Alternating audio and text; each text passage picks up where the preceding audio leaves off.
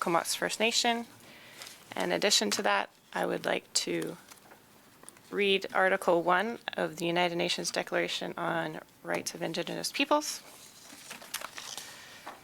Indigenous peoples have the right to full enjoyment as a collective or as individuals of all human rights and fundamental freedoms as recognized in the Charter of the United Nations, the Universal Declaration of Human Rights, and international human rights law.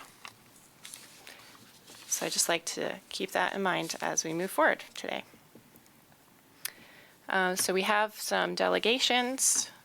First, we have Comox Valley Farmers Market, Twyla Skinner and Marriott Slater. Second. And we'll welcome her to the mic. And just a reminder that you have 10 minutes for your presentation. Thank you. And any requests made won't be answered at this meeting, but will be answered at the next regular board meeting. Perfect. Thanks. Go ahead. Thank you. As mentioned, my name is Twyla Skinner, and I am the General Manager for the Comox Valley Farmers Market. Today, I want to give you kind of a brief summary of what we've been up to over the last while, and then present a couple of concerns that we've had. So the Farmers Market is a nonprofit organization that started in 1992.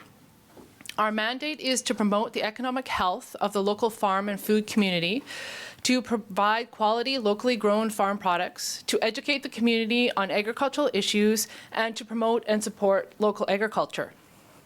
We have grown from just a dozen vendors and a few hundred customers to over 100 vendors and almost 2,000 customers per week at our Saturday market.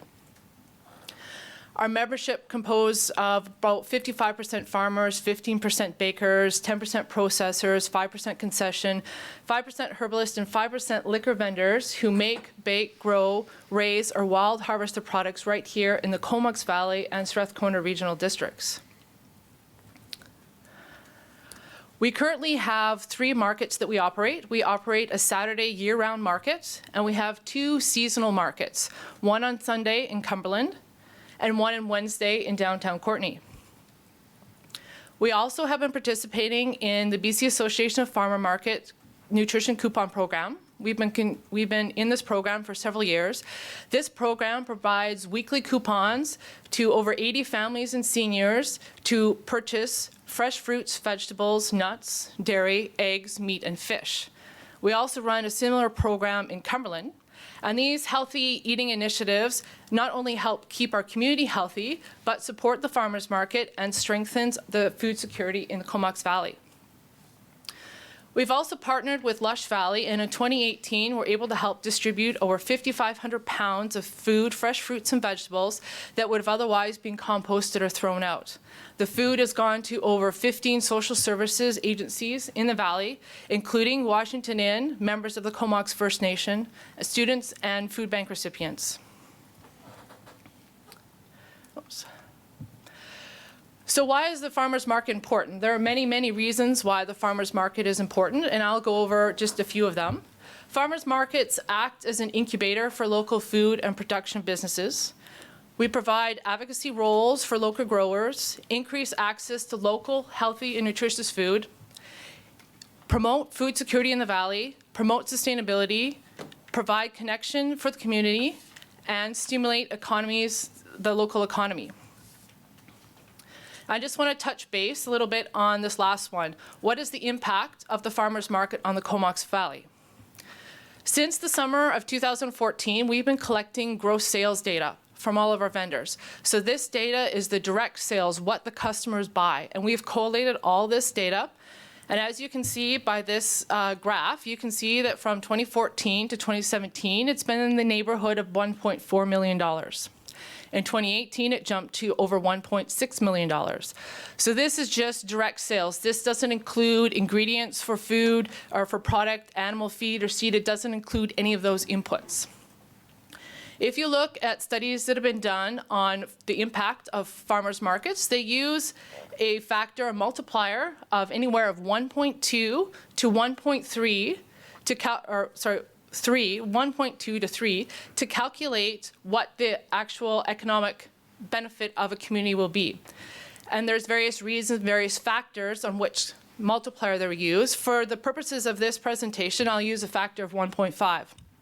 It's a conservative factor, but if we take our 2018 numbers at $1.6 million times the multiplier of 1.5, that comes out to $2.5 million. That's $2.5 million back into the local economy of the Comox Valley.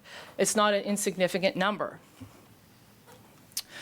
So we also use this number to calculate table fees, and these table fees, what goes into partially paying some of our operational costs, such as venue rentals, administration, labor, all that kind of stuff.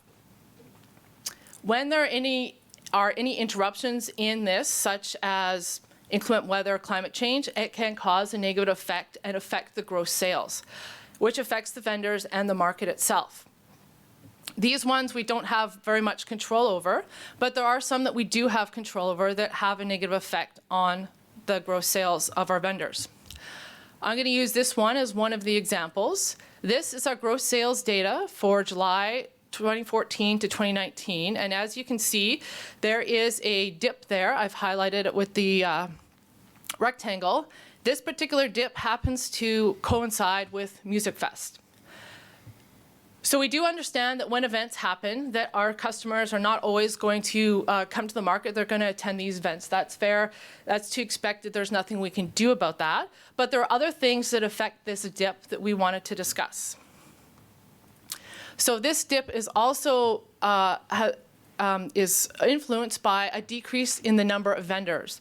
The vendors, there are multiple reasons why the vendors are not coming, and that's some of them include the lack of space. We just don't have the space when we are displaced from the field where we're at to the sports center. We just don't have the space for the trailers. Additional equipment or less equipment, rearranging their space that they have. The need for different amenities such as power and water, and decreased sales. Now, it depends on the vendor, the type of product, and various other factors, but vendors have experienced an anywhere from 25 to 40% decrease in sales when they move from the exhibition grounds to another location, in this case, up to the sports center. And for vendors, this is their livelihood, and a decrease in 25 to 40% is pretty significant to them. We also have a decrease in the number of customers. This is also due to having the event there, but there are other factors such as the hassle of finding parking. We have less parking when we move. There's also locating where the vendor is. When we move, the vendors are located in a different spot. And we are creatures of habits. We know where the people are and where we want to be. When we move, this doesn't happen, and people find it hard to find the vendors they want. Also, because not all of the vendors are there, sometimes customers find it hard to get their weekly groceries that they normally would, and maybe they don't go to the market and they'll go to the grocery store. In addition to all of this, there are costs for us moving.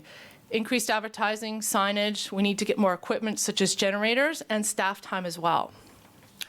So for many of our vendors, the market is their livelihood. They're not just backyard gardeners and hobbyists. This is what they do. This is what they do to feed the Comox Valley to help with food security. And they rely on this income to support themselves and their families. So decrease in sales can have a great effect on them.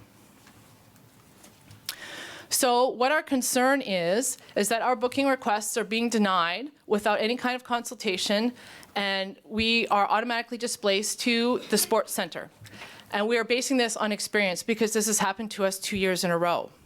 And our concern is that it will continue to happen, and with only having 27 weeks outside at the exhibition grounds, if it happens multiple times, it affects our vendors in a big way. So our concerns are, what are the protocols in place to deal with multiple users using the same spot and time? What gives one user group preference over another?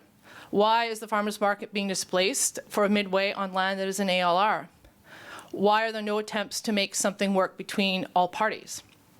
Now we know and understand that this is a multi-purpose facility and that we have to be able to all work in this area and make it work, but we just want to find a way to facilitate and to work together to make sure that all the groups are getting what they need, and it's not just automatic that one group is displaced over another.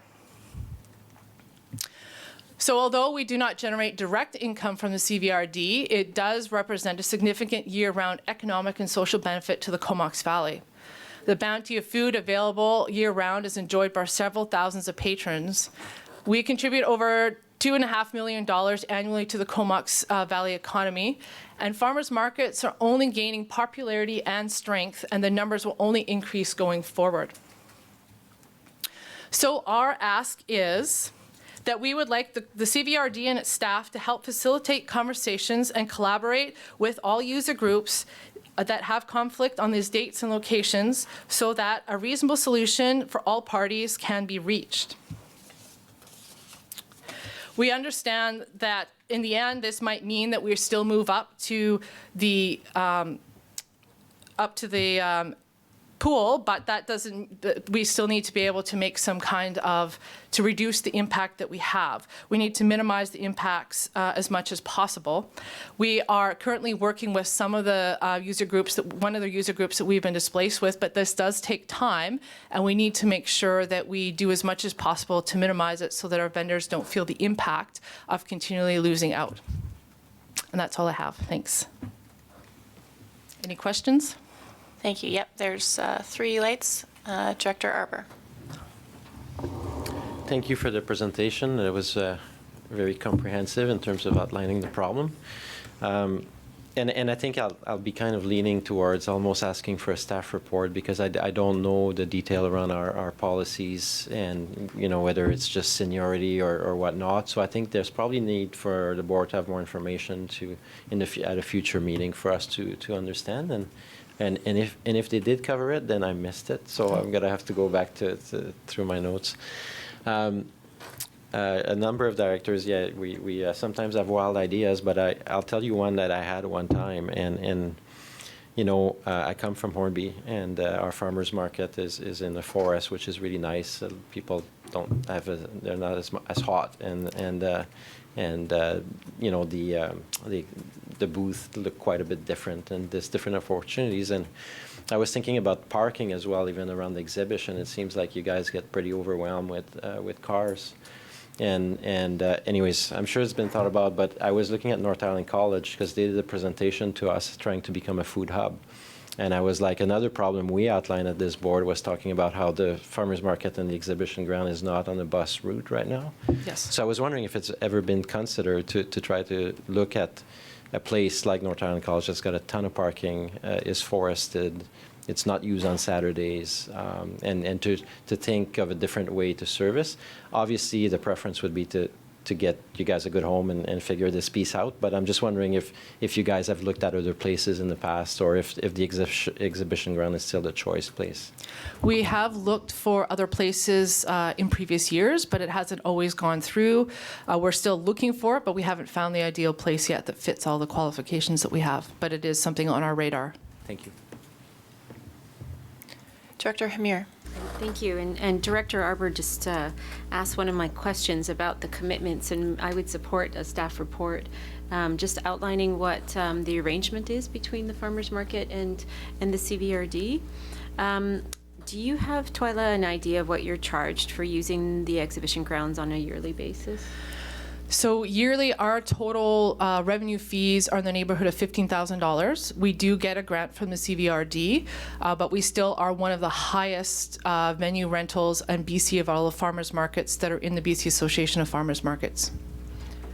So it's in the neighborhood of, I think for the exhibition grounds, I want to say it's in the neighborhood of 8. I don't know off the top of my head, but I can definitely get that number.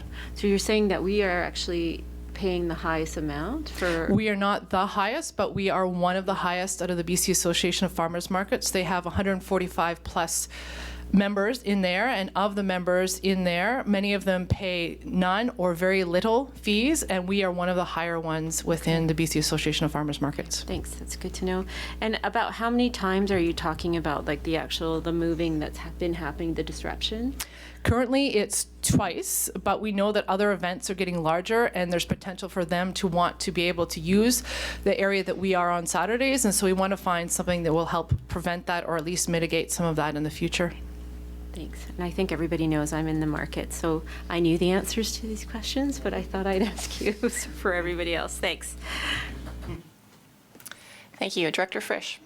Yeah, well, I'm certainly happy to support a staff report when the time comes. I just had a question about your wintertime operations in Courtney. Are you planning to come to council to talk about that as well, or is this purely a summertime issue for you? No, we definitely want to come to council. We just have to get that all organized, but it is on our books to do that. Sure. Well, I'll look forward to hearing from you again. Thanks. Oh, Director Hillian. Thank you. Thank you, Chair. Thanks for the presentation. And I believe we also heard some of these concerns when we toured the exhibition grounds a few months back. Correct. A number of years ago, there were efforts being made, I think perhaps coordinated by the Economic Development Society to try and locate a year-round market. Is the Economic Development Society still involved in supporting you towards that aim or in any other way? They definitely do support us, and we are still working on trying to figure out what we want to do as far as our next go round as far as finding a permanent place, and the board is currently working on ideas to make that go forward. Thanks very much. Okay, it sounded like the board was looking for more information in the form of a report. Does that need to be put into a motion? Sure. Receive this and then make the motion. Okay. All in favor of receipt? Any opposed? Carried. Does somebody want to make the motion for a report? Sorry. Go ahead, Director Arbor. Yeah, I'd just like to move that the board, that the staff comes back with a short report on the policies regarding rental of the exhibition grounds, so we have a fuller understanding from staff perspective what the opportunities or constraints are. Okay. Is there any comments, Director Grieve? Yeah, because we just received a request on a hard luck story from Music Fest of how, they want to get their fees waived as well. And I think this begs the greater question, how we can maintain this function with no money or very little money coming in. As I said, the hydro bill itself is about $24,000 a year. And I think the total for all the fees for rental is about $27,000 a year. So, we want to put in new washrooms. We want to put in more hydro. We haven't even paid off the long-term debt from the last batch we put in. So I would say if we're going to do a report, it's going to have to be something rather than just a cursory report. We have to look into how we're going to actually grow this site properly. Thank you. Okay. Seeing no further questions, all in favor of the report? Any opposed? That's carried. And thank you very much for your Thank you. presentation. Next, we have Hornby Island Community Bus Project, Karen Ross from Hornby Island Community Economic Enhancement Corporation. Thank you. Can I get a first and second for that? Second. Thank you. Go ahead. Thank you. Oh, there you go. So hello from the Hornby bus. I was wondering how many people had been on Hornby this last summer? And how many people rode the bus? So I would invite you on your next trip to Hornby to ride the bus. It operates in July and August, and you get warm welcome when you're on the Hornby bus. People smile and wave at you, as opposed to when you're waiting in line at the co-op where everybody's really grouchy. So the Hornby bus is a happy story on Hornby. As you may recall, last year the CVRD commissioned a feasibility study on this service, and pretty well we've been through the feasibility study and acted on all points. Is this mine? Yes. I'm the controller. Yep. Bottom? No, this side. This one there. Got it. Okay, thank you. So basically, the happy story in terms of participation in transit on Hornby is this was our third year of operation, and we increased ridership 60%. So it's really catching on. We've got the same bus, but we did a bunch of work out of the feasibility study, so it was really helpful for us.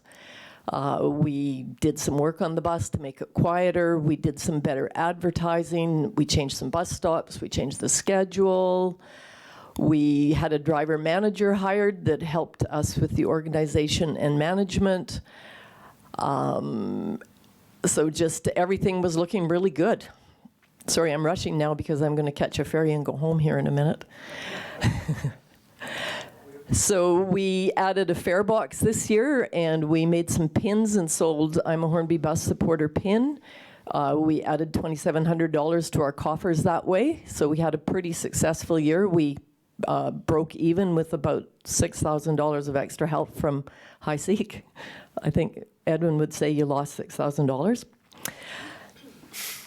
So we're here today because I know that next year there's a review of transit in the Valley, and I would ask the directors not to forget Hornby in their transit evaluations as we go forward.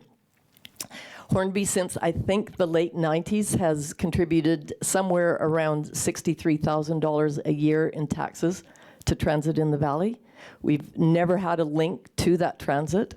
We would like to get a Denman connector across Denman bus, and I've asked the board to consider when Denman comes forward, or perhaps when we come forward to act as a contractor for Denman, or some way of getting that link. But in the meantime, we would ask that some of that tax money is repatriated to both islands. I think Denman's is around $45,000 a year. So, you know, we're going on over 20 years that we've been contributing that money. And this isn't about sharing, this is about getting nothing. So I think it's quite different than everybody throws money in a pot and some people's have more dense residency or whatever. So I would really like that to be considered when we look at transit. We would on Hornby, we have a motion from our ratepayers group and a great deal of support in the community to electrify and get an electric bus. I will be working on that and looking at the gas tax money for Hornby as being an obvious way to provide that. The bus we have now is a bit of a old clunker. But if we get good ridership, it still makes sense from a transit point of view to use it. We would like you to support the Denman connector. We would like increased funding. And we would like, when the time comes, support for a collaboration with the school district.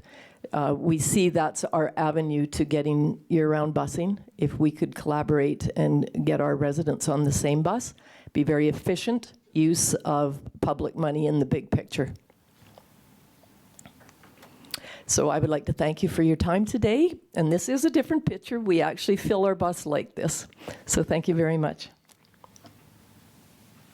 Thank you. Are there any questions or comments? Director Frisch. Yeah, thanks, Chair. I just want to briefly thank you. I know you probably need to catch that ferry, but I definitely love the idea of working with Denman Island to get that going. And do you suspect they'll be coming on their own, or do you know that there's a group of people already interested in the Denman connector? We've been establishing connections with a private entrepreneur on Denman, and I believe that probably the way forward with that would be a contract. Probably it'll come through Denman Works, maybe with some support from HiSeek on it.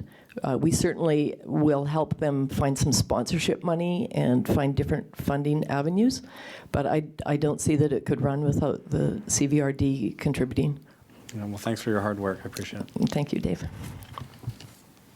Any further questions? All in favor? So I'm sorry, I should have been a little bit clearer on one point. So we actually are in a 2-year contract with the regional district. So for 2020, the funding that we get is $20,000. What I'm here today is to ask you for 2021 and the discussions that take place next year to appreciate what the history of that funding is and what the history should be going forward. Thank you.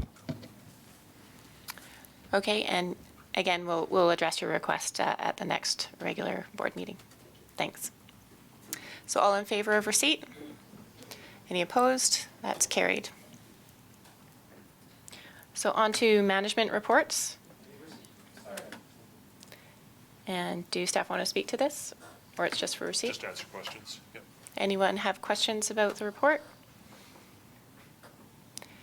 Seeing none, all in favor of receipt? Any opposed? And that's carried. So reports, the 2019 contract award report. and I'll pass that over to staff. Thank you very much, Chair and Directors. This report is provided for your information. It's a summary of the contract awards of the last year. If you have any questions, I can answer those.